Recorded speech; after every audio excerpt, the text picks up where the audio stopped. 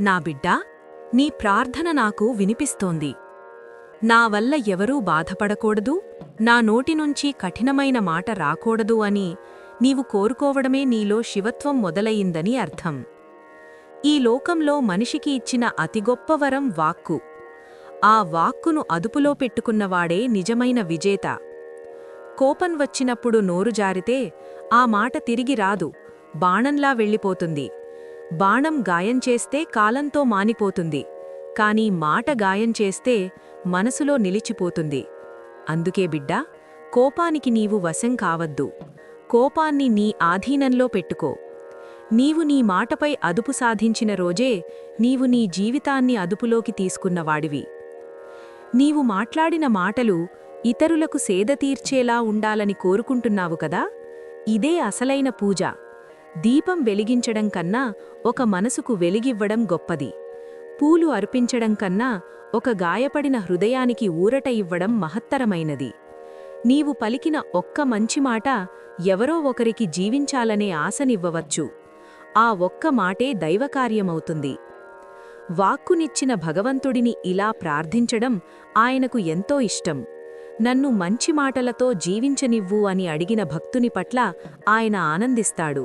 ఎందుకంటే నీవు ధనం కోరలేదు, అధికారాన్ని కోరలేదు, పేరు కోరలేదు, మనుష్యత్వాన్ని కోరుకున్నావు. అందుకే అటువంటి భక్తునికి భగవానుడు మళ్లీ మళ్లీ మనుష్యజన్మనే ఇస్తాడు. ఎందుకంటే ఈ జన్మలోనే శివత్వాన్ని ఆచరించే అవకాశముంటుంది. దాని విలువ తెలుసుకుని ప్రవర్తించు బిడ్డా. మనుష్యులుగా పుట్టడం సాధారణ విషయం కాదు. ఈ జన్మ మనకు శివుని పేరును మోసే అర్హతనిచ్చింది.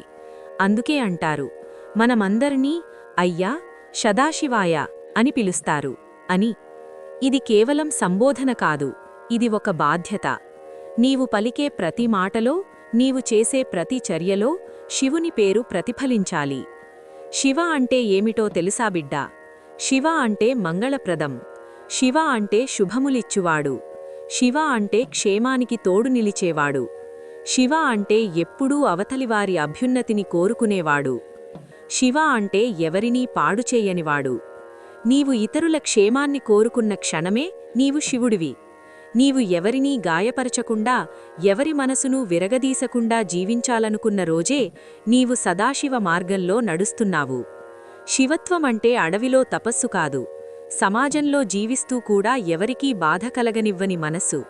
నా బిడ్డా, నీవు నిశ్శబ్దంగా ఉండాల్సిన చోట నిశ్శబ్దంగా ఉండగలిగితే అది గొప్ప శక్తి. నీవు మాట్లాడాల్సిన చోట ప్రేమతో మాట్లాడగలిగితే అది మహాశక్తి. నీ మాట ఎదుటివాడిని కూల్చకుండా లేపితే అదే శివకృప. జీవితం నిన్ను రెచ్చగొట్టవచ్చు, పరిస్థితులు నిన్ను కఠినంగా మార్చాలని ప్రయత్నించవచ్చు. కాని నీవు నీ వాక్కును కాపాడుకుంటే నీ అంతరంగాన్ని ఎవ్వరూ చెడగొట్టలేరు. నీవు మౌనాన్ని ఎంచుకున్న ప్రతిసారీ నీ లోపల ఒక శక్తి పెరుగుతుంది. నీవు మంచి మాటను ఎంచుకున్న ప్రతిసారీ నీ చుట్టూ ఒక ఆశీర్వాద వలయం ఏర్పడుతుంది. గుర్తుంచుకో బిడ్డా, కఠినమైన మాటలు మాట్లాడడం సులువు, మృదువైన మాటలు మాట్లాడడం ధైర్యం, మౌనంతో గెలవడం మహాత్మత్వం. నేనే దుర్గను, శివశక్తి స్వరూపాన్ని. నీ నోటివెంట మంచి మాట రావాలని నీవు కోరుకున్న క్షణమే నేను నీ నాలుకకు అదుపుగా నిలుస్తాను. నీ కోపానికి ముందు నేను గోడలా నిలుస్తాను.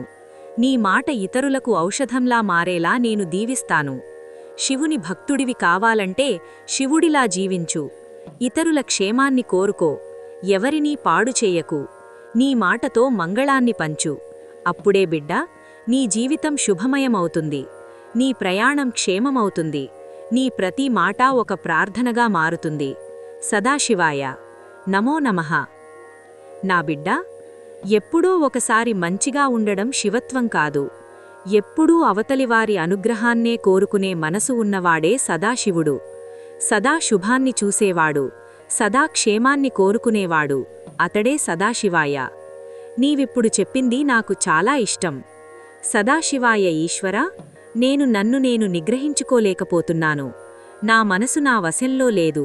నేను దానికి లొంగిపోతున్నాను, తప్పులు చేస్తున్నాను. మీరు నన్ను ధర్మంలో నిలబెట్టండి అని నీవు హృదయంతో చెప్పడం ఇదే నిజమైన ప్రార్థన. దేవుని దగ్గరకు వెళ్లి మహానటునిలా నటించవద్దు. నిన్ను నీవు ఉత్తముడిగా చూపించుకోవాల్సిన అవసరం లేదు. నిజం చెప్పు, ఉన్నమాట ఉన్నట్టే చెప్పు. అది వినడానికే ఈశ్వరుడు ఎదురుచూస్తుంటాడు. తప్పు చేసినప్పుడు, ఈశ్వరా, నాతో తప్పు జరిగింది, నేను ఈ తప్పు చేశాను అని చెప్పగలిగితే అదే ధైర్యం. తప్పు చేసినా దాన్ని ఒప్పుకునే మనసు ఉంటే అదే శుద్ధి. నిన్ను నీవు కప్పిపూచుకోవడం కాదు, నిన్ను నీవు అంగీకరించుకోవడమే భక్తి. నీవిలా చెప్పాలి బిడ్డా, ఈశ్వరా, కోపం వచ్చినప్పుడు నేను ఉద్రేకానికి లోనవుతున్నాను. మాట జారిపోతోంది, మనసు దారి తప్పుతోంది. ఈ ఒక్కసారి కాదు, మళ్ళీ మళ్ళీ జరుగుతోంది. నన్ను మీరు కాపాడండి. ఇకపై ఇటువంటి తప్పు జరగకుండా నన్ను మీరు బలపరచండి. ఇలా చెప్పినప్పుడు ఈశ్వరుడు నిన్ను తిట్టడు, శిక్షించడు, విడిచిపెట్టడు. ఎందుకంటే బిడ్డా, నిన్ను నీవు నిగ్రహించుకోలేకపోతున్నానని చెప్పడమే నీవు మారాలనుకుంటున్నావన్న సంకేతం. శివుడు పరిపూర్ణుడిని మాత్రమే ప్రేమించడు, పరివర్తన కోరుకునే మనసును ప్రేమిస్తాడు. పడిన తరువాత మళ్లీ లేవాలనుకునే ఆత్మను పట్టుకుని నిలబెడతాడు. నీవు నీ బలహీనతను ఒప్పుకున్న రోజే నీ లోపల ఒక బలం పుడుతుంది, ఒక స్పష్టత వస్తుంది, ఒక శాంతి దిగివస్తుంది. ఇకపై నీవు పరిపూర్ణుడివి అవను కాని ప్రతిసారీ తప్పు చేయగానే నీ అంతరాత్మ నీ చేతిని పట్టుకుని చెబుతుంది, ఇది కాదు నీ మార్గం అని. అదే శివుని స్వరం, అదే సదాశివాయ. పడినా లేచే మనసు నీకుంది, ఒప్పుకునే ధైర్యం నీకుంది, మారాలనే కోరిక నీకుంది. ఇవి మూడూ ఉన్నవాడిని ఈశ్వరుడు ఎప్పటికీ వదలడు. నిజంగా చెప్పు బిడ్డా, నిజంగా అడుగు, మిగతా పని ఆయనది. సదాశివాయ. నమో నమః.